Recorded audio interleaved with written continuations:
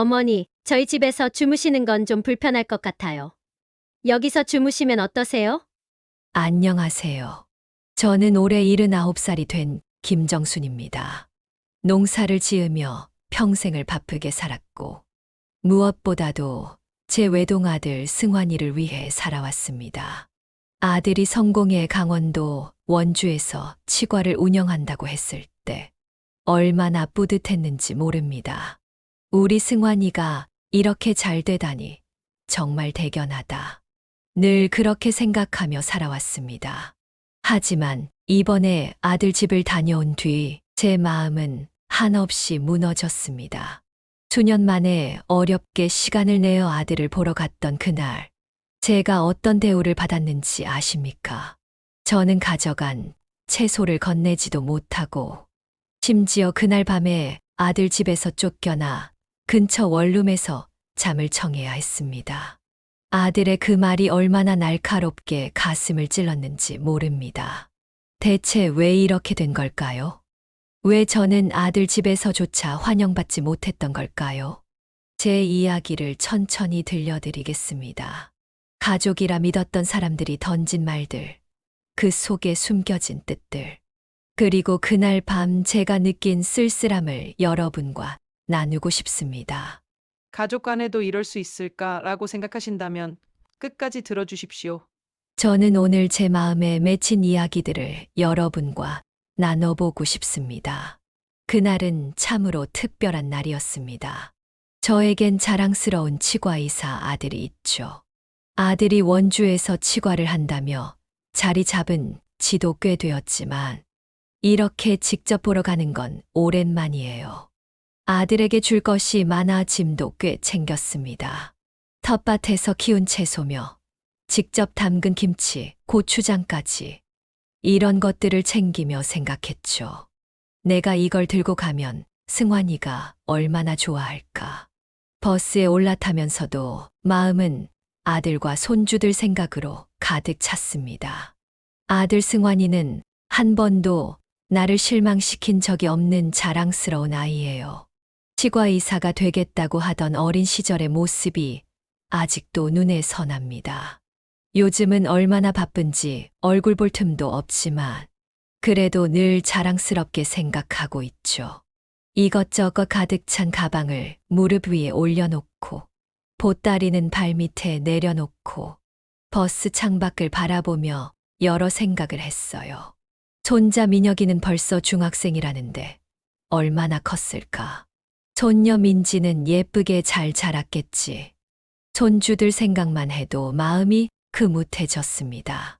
한참 키울 때가 엊그제 같은데 세월이 참 빠르다는 생각이 들었어요. 3시간 정도 달려서 드디어 도착했습니다. 터미널에 도착해서 짐을 챙기고 택시에 올랐습니다. 원주는 내가 한 번도 살아보지 못한 큰 도시지만 아들이 여기서 잘 자리 잡고 있다니 괜히 마음이 든든했습니다. 창밖을 보며 생각했죠. 아휴, 승환이가 이런 도시에 자리 잡고 아이들도 잘 키우고 있다니 얼마나 다행인지 몰라. 택시가 아들 집 아파트에 도착했을 때는 정말 감탄이 절로 나왔어요. 고층 아파트가 그렇게 많을 줄은 몰랐습니다. 우리 승환이가 이런 집에서 살고 있구나. 얼마나 열심히 일했으면 이렇게 좋은 집에서 살겠어. 가슴이 뿌듯했습니다. 엘리베이터를 타고 올라가면서 내가 준비해온 음식들을 보며 다시 한번 확인했어요. 고추, 오이, 된장 민혁이랑 민지랑 잘 먹어야 할 텐데. 마음은 이미 아들 가족들과 함께였습니다. 문 앞에 도착해 초인종을 눌렀습니다. 드디어 승환이 얼굴을 보겠구나 싶어 가슴이 두근거렸죠.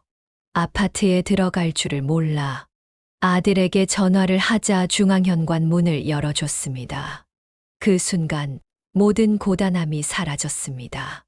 아들 가족이 있는 집 안에 들어서는 순간 이보다 더 행복할 순 없겠다고 생각했습니다. 문 앞에 서 있던 나는 설렘을 가득 안고 초인종을 눌렀습니다. 문이 열리고 며느리가 나왔죠. 반가운 마음에 웃으며 말을 꺼냈습니다. 아이고, 민혁이 엄마. 내가 왔네. 하지만 며느리의 표정은 환한 미소가 아니었습니다. 그녀는 문틈으로 얼굴만 내밀고 차갑게 말했습니다. 어머니, 왜 갑자기 오셨어요? 저희도 준비할 시간이 없었는데요. 순간 내 마음이 쿵 하고 내려앉았습니다. 내가 갑자기 온 것이 아니었습니다. 며칠 전에 분명히 전화해서 갈 날짜를 미리 말해두었는데 며느리의 이런 반응은 뜻밖이었습니다. 아이고, 갑자기라니. 전에 말했잖니. 승환이가 주소 보내줘서 내가 힘들게 찾아왔는데. 그러자 며느리가 마지못한 듯 문을 열어주며 뒤로 물러섰습니다. 들어오세요. 어쩔 수 없죠. 방문 앞에 쌓아둔 짐을 하나하나 들고 집 안으로 들어가니 깔끔한 아파트가 눈에 들어왔습니다. 하지만 마음 한구석이 불편했습니다.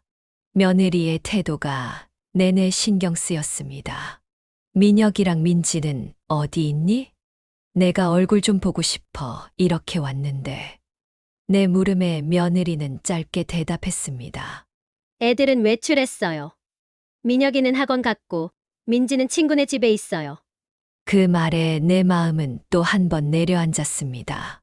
손주들 얼굴 보는 게 이번 방문의 가장 큰 기대였는데 아무 준비도 없이 왔다는 듯한 며느리의 말투는 나를 더욱 민망하게 만들었습니다. 그렇구나. 그래도 민혁이 엄마랑 승환이 얼굴 보니 좋네. 나는 애써 미소를 지으며 분위기를 풀려고 했지만 며느리는 별다른 말 없이 주방으로 향했습니다. 아들이 그때서야 방에서 나왔습니다. 어머니 오셨어요? 그 말 한마디를 남기고는 바쁘다며 다시 방으로 들어가 버렸습니다. 나는 텅 빈 거실에 혼자 남게 되었죠. 주위는 너무 조용했고 갑작스레 거대한 공간에 홀로 떨어진 듯한 외로움이 느껴졌습니다. 내가 가져온 짐을 살피며 며느리에게 말을 걸었습니다. 내가 텃밭에서 채소도 키우고 김치도 담갔어. 민혁이랑 민지가 잘 먹을까 싶어서 가져왔지. 그러나 며느리는 짐을 대충 흘끗 보기만 하고는 덤덤하게 말했습니다. 아, 그런 거 굳이 안 가져오셔도 돼요. 저희 애들 입맛에 맞을지 모르겠네요. 그 말에 내 얼굴이 화끈거렸습니다. 그래도 며느리에게 괜히 민망한 걸 들키고 싶지 않아 서둘러 다른 이야기를 꺼냈습니다. 아이고, 내가 할 수 있는 건 이런 것밖에 없잖니. 다음엔 뭘 해줄까? 우리 손주들이 좋아하는 음식은 뭐니? 하지만 그녀는 별다른 대답 없이 주방에서 물컵을 꺼내며 말했을 뿐이었습니다. 글쎄요. 특별히 좋아하는 건 없어요. 시간이 지나도 며느리와 아들은 나를 대하는 태도가 변하지 않았습니다. 아들은 방에서 나올 기미가 없었고 며느리는 가끔 거실에 나와 몇 마디 건네다 다시 주방이나 안방으로 사라지곤 했습니다. 나를 반갑게 맞아줄 줄 알았던 가족들이 이렇게 냉담할 줄은 꿈에도 몰랐습니다. 나는 아파트의 소파에 앉아 텔레비전을 켜봤지만 무언가를 볼 기분이 나지 않았습니다. 화면이 움직이는 것을 멍하니 바라보며 생각에 잠겼습니다. 내가 이렇게 기대하며 왔는데 왜 이렇게 낯설게 느껴질까? 한참 후 며느리가 거실로 나왔습니다. 어머니, 저희는 오늘 바빠서요. 저녁 식사는 어머니께서 알아서 드셔야 할 것 같아요. 그 말을 들으니 도무지 이 집에 내가 설 자리가 없는 것 같았습니다. 마음 한구석에서부터 차오르는 쓸쓸함을 참으며 나는 며느리에게 대답했습니다. 알겠다. 난 괜찮으니 너희 일 봐라. 그러고는 아무도 없는 텅 빈 거실에 다시 앉았습니다. 79년을 살아오며 내가 이런 기분을 느껴본 적이 없었던 것 같습니다. 거실 소파에 앉아 텔레비전을 멍하니 보고 있던 저는 문득 며느리와 아들이 주방에서 나누는 대화를 엿듣게 되었습니다. 가볍게 말소리가 들릴 줄 알았는데 며느리의 목소리가 다소 날카롭게 들려왔습니다. 엄마 오시는 건 미리 말했어야지. 갑자기 이렇게 오시면 난 뭐가 돼? 아들의 목소리도 곧 들려왔습니다. 그럼 뭐 어쩌라고? 그냥 하루 있다 가시는 거잖아. 왜 이렇게 예민해? 그 말을 듣자 순간 심장이 철렁 내려앉은 듯 했습니다. 숨소리를 죽인 채 그들의 대화에 귀를 기울일 수밖에 없었습니다. 예민해? 당신은 맨날 이런 식이야. 나는 아무 준비도 못했다고. 그래서 뭘 어떡하라는 거야? 내가 알아서 한다니까. 저는 귀를 의심했습니다. 내 방문이 그들에게 이런 갈등을 불러일으키고 있었다니 죄책감이 밀려왔습니다. 어색한 거실에서 그 소리를 들으며 저는 한없이 작아지는 기분이 들었습니다. 애써 무겁고 어색한 공기를 바꿔보려 텃밭에서 정성껏 키운 채소와 직접 담근 김치를 꺼냈습니다. 아이고, 민혁이 엄마. 이거 봐. 내가 직접 키운 채소들이야. 김치도 새로 담갔는데 맛 좀 봐봐. 며느리는 한숨을 쉬며 채소 봉지를 대충 흘끗 보았습니다. 아, 이런 건 냉장고에 둘 데도 없는데요. 요즘 애들은 이런 거 안 좋아해요. 그 말이 너무 충격적이었지만 저는 억지로 웃음을 지으며 말을 이었습니다. 그래도 손주들이 좋아할지도 모르잖니. 한번 해먹여봐. 그러나 며느리는 채소 봉지를 손에 들고 이리저리 살펴보더니 대뜸 말했습니다. 아유, 손질하기만 힘들고. 다시 가져가셔도 될 것 같은데요. 그리고 저희 집은 나트륨이 많고 짜서 김치 같은 것도 안 먹어요. 그 순간 제 얼굴이 화끈 달아올랐습니다. 아무리 며느리가 나를 좋아하지 않아도 이런 말을 들을 줄은 몰랐습니다. 그래도 참아야 한다고 마음을 다잡았습니다. 아이고, 버릴 게 아니라 내가 가져온 거니 필요 없으면 두고 드셔도 좋을 거야. 그러나 며느리는 별다른 대답 없이 김치통을 주방 한 구석에 툭 내려놓고는 다시 주방으로 들어가 버렸습니다. 잠시 후 아들이 방에서 나왔습니다. 저는 반가운 마음에 말을 걸었습니다. 승환아, 이 채소랑 김치 내가 텃밭에서 키운 거야. 애들하고 같이 먹어봐. 아들은 멀뚱히 김치통을 바라보더니 짧게 대답했습니다. 아, 네. 알겠어요. 그런데 아들의 무심한 태도에서 제가 전하려던 정성의 무게는 전혀 전달되지 않는 것 같았습니다. 저는 순간 울컥하는 감정을 간신히 삼키며 웃어 보였습니다. 그래도 우리 민혁이랑 민지는 좋아할 거야. 내가 나중에 꼭 먹여봐. 하지만 아들은 대답 없이 다시 방으로 들어가 버렸습니다. 거실에 혼자 남은 저는 손을 모은 채 멍하니 앉아 있었습니다. 차가운 공기가 가득한 이 공간에서 제 존재가 얼마나 가볍고 의미 없는지 깨달아가는 기분이었습니다. 손에 든 김치와 채소는 무겁게 느껴졌지만 마음 한구석은 한없이 비어갔습니다. 내가 이렇게 먼 길을 왔는데 이렇게 될 줄은 몰랐네. 스스로에게 말을 건네는 것만으로도 위로가 되지 않았습니다. 그 순간 저도 모르게 눈물이 고였습니다. 하지만 절대 들키고 싶지 않았습니다. 저는 다시 한번 억지 미소를 지으며 텔레비전 화면을 바라보았습니다. 그러나 화면 속의 인물들이나 그들의 대화는 하나도 들어오지 않았습니다. 오랜 시간 애써왔던 마음의 끈이 그날 처음으로 조금씩 풀어지기 시작했습니다.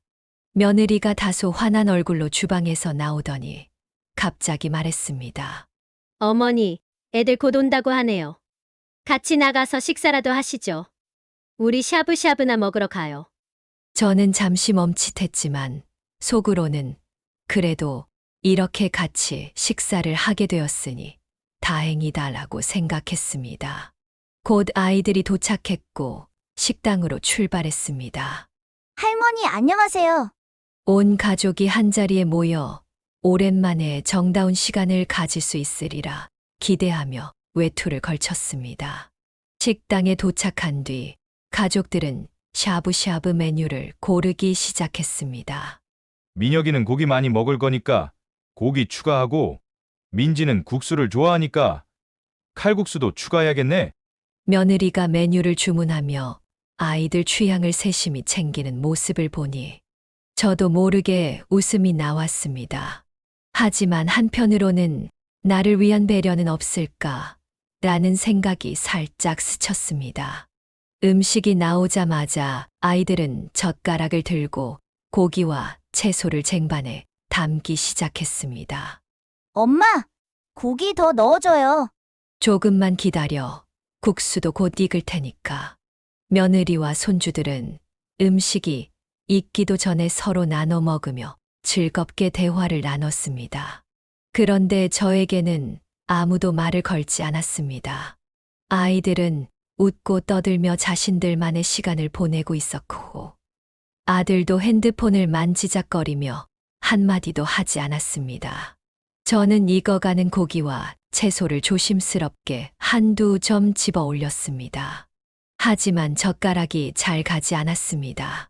할머니도 좀 드세요. 그런 말이 들릴까 기다렸지만 아무도 저를 챙기지 않았습니다. 저는 겨우 몇 점만을 입에 넣고는 물만 마시며 자리에 앉아 있었습니다. 제 손으로 키운 아이들이 이제는 어엿한 학생이 되어 있었습니다. 민혁이는 중학생이 되었고, 민지는 초등학교 고학년으로 자라 있었습니다. 오래전 아기 때와는 다르게 성숙해진 모습이 낯설기도 했습니다. 민혁아, 많이 컸구나. 학교는 잘 다니고 있니? 제가 따뜻한 미소를 지으며 물었지만 아이는 시선을 피하며 고개만 끄덕였습니다. 그 모습이 어찌나 서운하던지요. 그래도 저는 아이들을 보며 기뻤습니다. 민지가 물컵을 떨어뜨려 테이블에 물이 흥건해졌을 때였습니다. 아이의 손이 젖어 있는 것을 보고 저는 자연스럽게 손수건을 꺼내 들었습니다. 민지야, 손 줘봐. 할머니가 닦아줄게. 작은 손을 잡아 천천히 닦아주며 저는 미소를 보였습니다. 하지만 그 순간 며느리가 저를 보고 황급히 말했습니다. 민지야, 얼른 화장실 가서 손 씻고 와. 말투는 부드럽지만 그 말 속에 담긴 의도가 느껴졌습니다. 제가 닦아주는 손수건이 아이에게 깨끗하지 않다고 생각한 모양이었습니다. 민혁이도 제가 바라보다 이뻐서 손을 잡으려 하자 멀뚱히 보더니 손을 뒤로 숨기며 괜찮아요 라고 말했습니다. 그날 가장 큰 충격은 식사가 끝난 뒤였습니다. 민지가 물컵을 다시 엎질렀고 이번에는 며느리가 직접 손을 잡아 이끌며 말했습니다. 민지야, 할머니가 만진 손, 얼른 가서 깨끗이 씻고 와.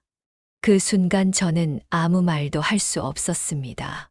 차마 얼굴에 드러낼 수도 없는 수치심과 슬픔이 가슴을 찔렀습니다. 민혁이와 민지는 아무렇지도 않다는 듯 화장실로 가며 손을 씻었습니다. 식사가 끝날 무렵 며느리가 갑자기 일어섰습니다. 어머니, 저 화장실 좀 다녀올게요. 그 말과 함께 사라졌고 아들은 핸드폰을 귀에 대고 전화를 받는 척하며 밖으로 나갔습니다. 식탁에는 저 혼자만 덩그러니 남겨졌습니다. 앞에 놓인 계산서를 보며 한동안 멍하니 앉아 있었습니다. 설마 내가 계산해야 하나? 이런 상황은 생각지도 못했기에 마음 한구석이 무거워졌습니다. 하지만 몇 분을 기다려도 누구도 돌아오지 않았고 결국 저는 계산서를 들고 카운터로 향할 수밖에 없었습니다. 계산을 마친 뒤 식당 문 밖으로 나서는데 손에는 어색한 계산 영수증이 들려 있었습니다. 내가 이러려고 여기까지 왔나. 아이들과 함께한 즐거운 식사를 꿈꿨던 저는 더할 나위 없이 허탈한 마음으로 서 있었습니다. 밖에서 기다리던 며느리와 아들이 돌아오며 아무렇지 않게 말했습니다. 엄마, 계산하셨어요? 감사합니다.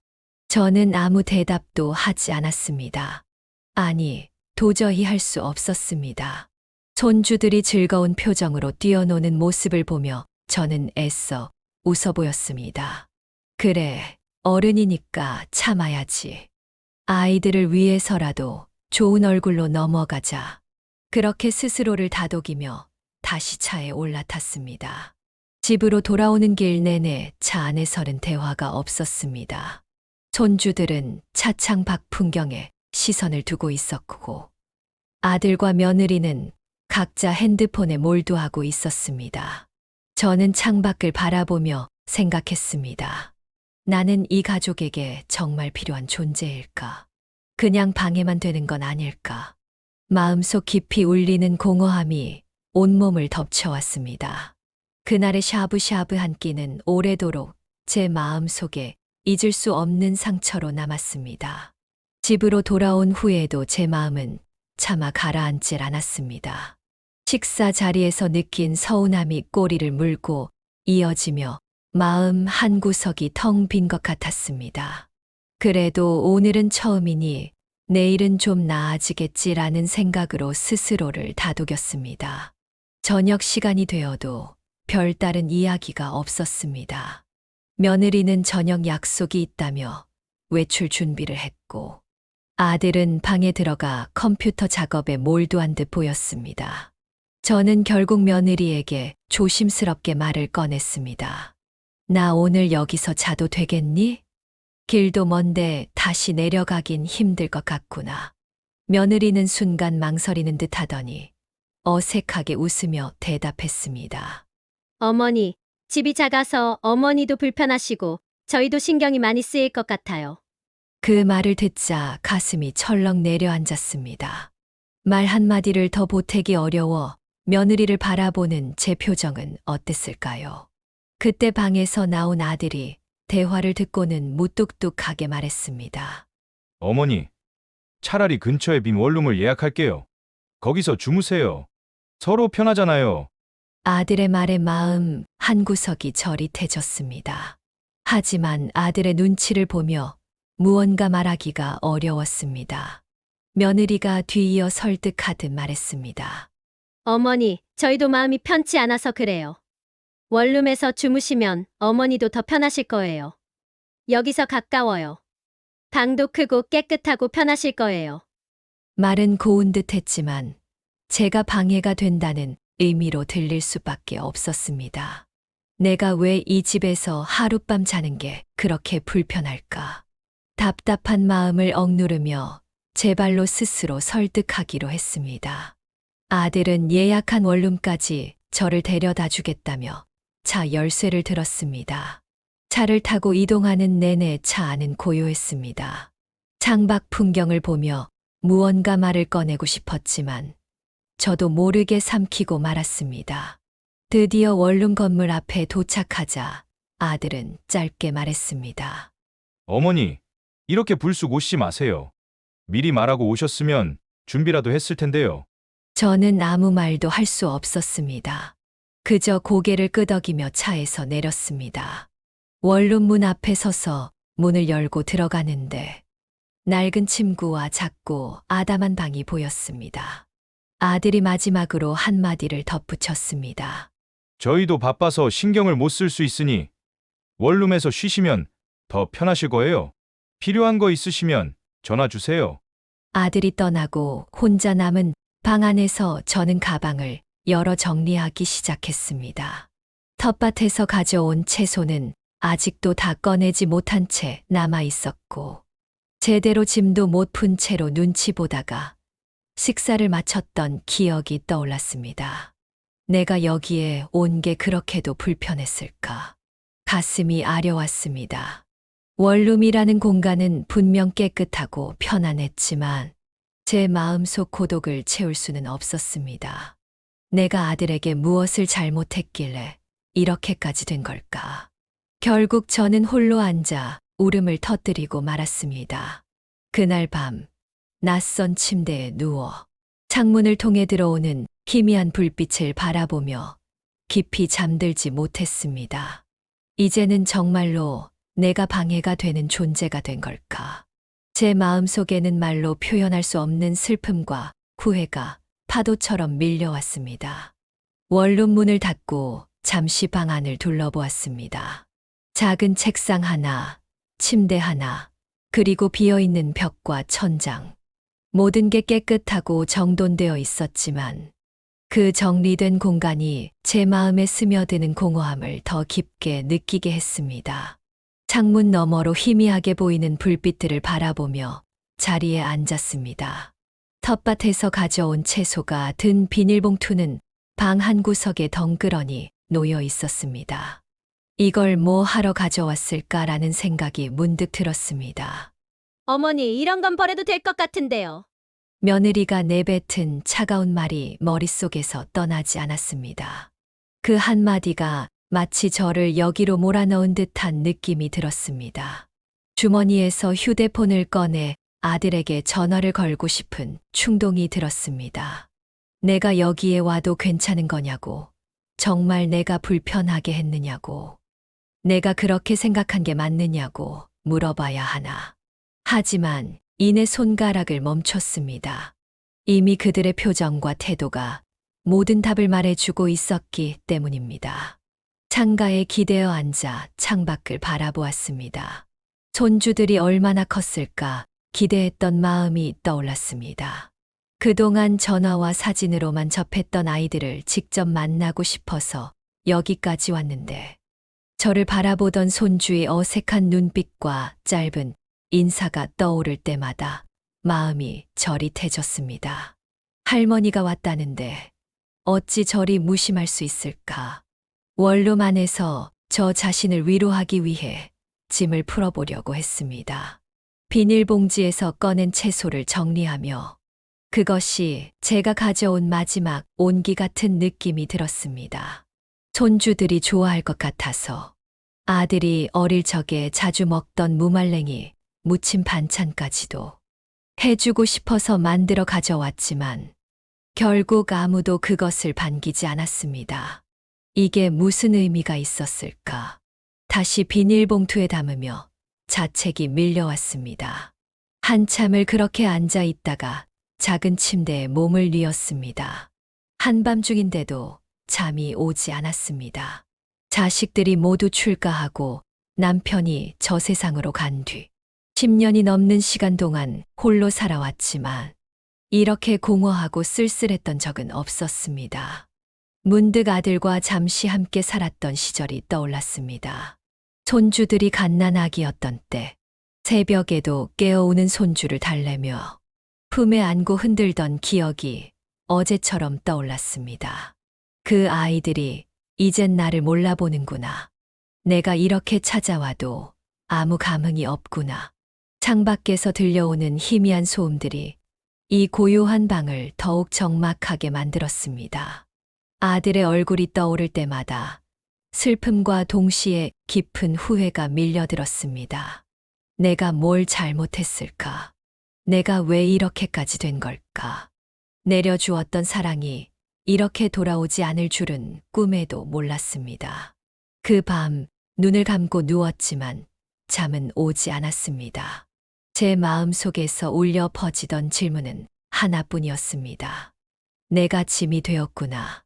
이 사실을 받아들이는 게 너무나도 고통스러웠습니다. 아들로 인해 행복했던 모든 순간이 지금 이 원룸의 정막 속에서 무의미해지는 것 같았습니다. 눈물은 침묵 속에서 흘러내렸습니다. 소리내어 울 수 없었습니다.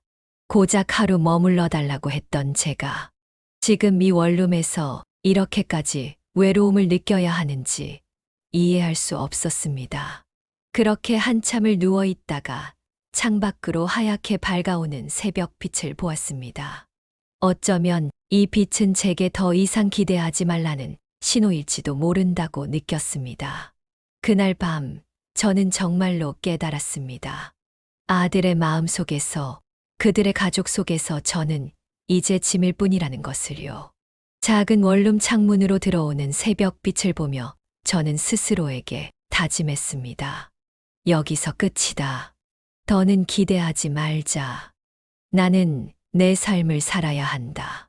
그 순간 아들에게 전화를 걸어 화를 내면서 다시는 너희를 찾아가지 않을게라고 말하고 싶은 마음이 일었지만 굳이 말하지 않아도 이미 그렇게 될 것을 알았습니다.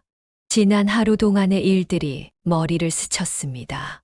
며느리의 냉랭한 말투, 손주들의 무관심, 그리고 결국 제가 스스로 계산서를 들고 카운터로 향했던 순간까지 모든 일이 저를 이 자리에 있게 만들었습니다.